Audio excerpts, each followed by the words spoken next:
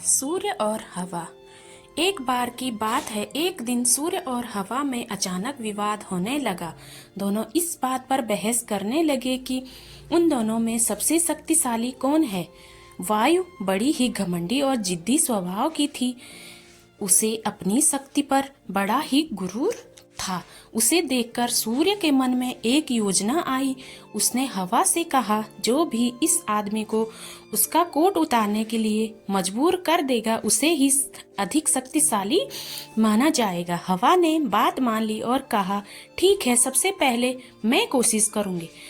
तब तक तुम बादलों में छिप जाओ। सूर्य बादलों के पीछे छिप गया। फिर हवा बहने लगी। वह धीमे धीमे बहने लगी। तब लेकिन उस आदमी ने अपना कोट नहीं उतारा। फिर वह तेजी से बहने लगी।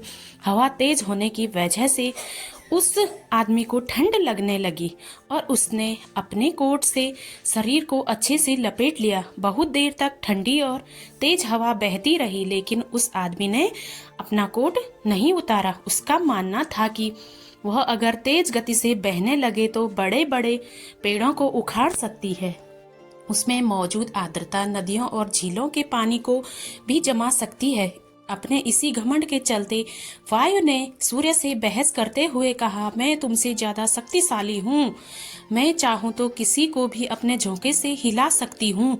सूर्य ने हवा की बात मानने से इनकार कर दिया और कहा, बड़े ही शांत तरीके से कहा, देखो, कभी भी अपने पर घमंड नहीं करना चाहिए। हवा यह सुनकर चिढ़ गई और खुद को ज्यादा शक्तिशाली बताती रही। इस पर दोनों आपस में बहस कर ही रहे थे कि उन्हें तभी रास्ते में एक आदमी दिखाई दिया। उस आदमी ने कोट पहना हुआ था।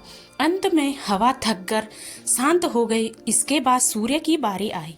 वह बादलों से बाहर निकला और हल्की धूप करके चमकने लगा।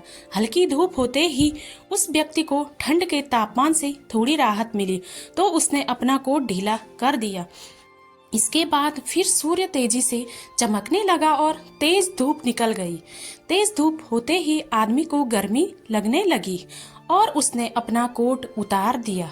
जब हवा ने यह देखा तो वह खुद पर शर्मिंदा होने लगी और उसने सूर्य के सामने अपनी हार मान ली। इस तरह घमंडी वायु का अहंकार भी टूट गया। कहानी से सीख, मोरल ऑफ द स्टोरी, खुद की योग्यता पर व ताकत पर कभी घमंड नहीं करना चाहिए, क्योंकि घमंड करने वालों की कभी जीत नहीं होती। थैंक्स।